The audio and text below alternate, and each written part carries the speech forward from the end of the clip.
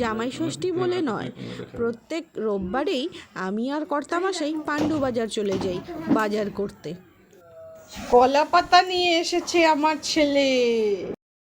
সর্ষে বাটা দিয়েছি, সাদা সর্ষে, কালো সর্ষে, পোস্ত বাটা দিয়েছি, আর ধনে পাতা, কাঁচা লঙ্কা দিয়েছি, আর একটু টক দই দিয়ে দেবো।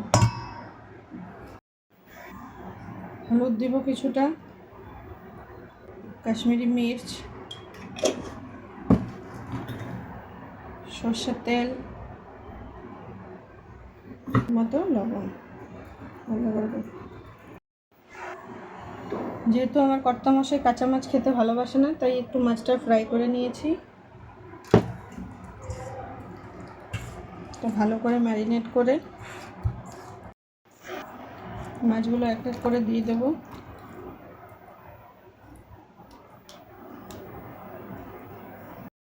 কলা পাতাটা ভালো করে ধুয়ে নিলাম।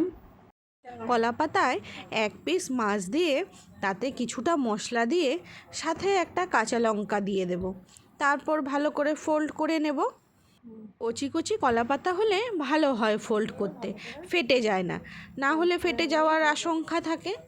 তারপর ফ্রাইং প্যানে কিছুটা তেল ব্রাশ করে নিলাম।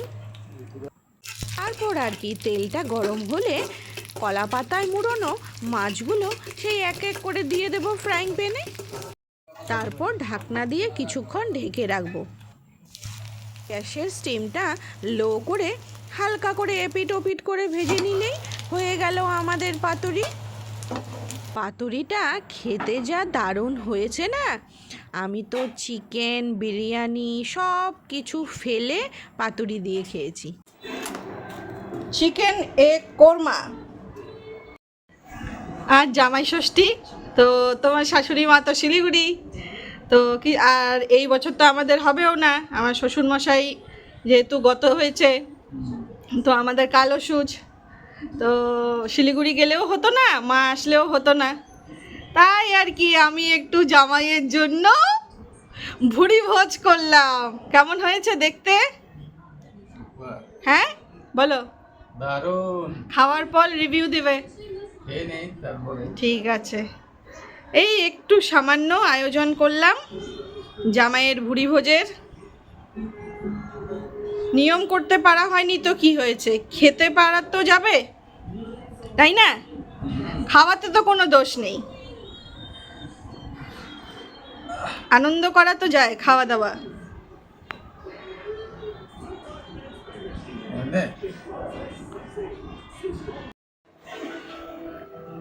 সব আমি নিজের হাতে রান্না করেছি, আর আমার হেল্পিং হ্যান্ড অনেক সাহায্য করেছে আমাকে। চলো তাড়াতাড়ি খেয়ে নিই, খাওয়া নিয়ে সামনে অতক্ষণ বসা যায় না। Bye bye. কলা পাতায়, কলা পাতায় খাচ্ছি অনেক বছর পরে, অনেক বছর পরে।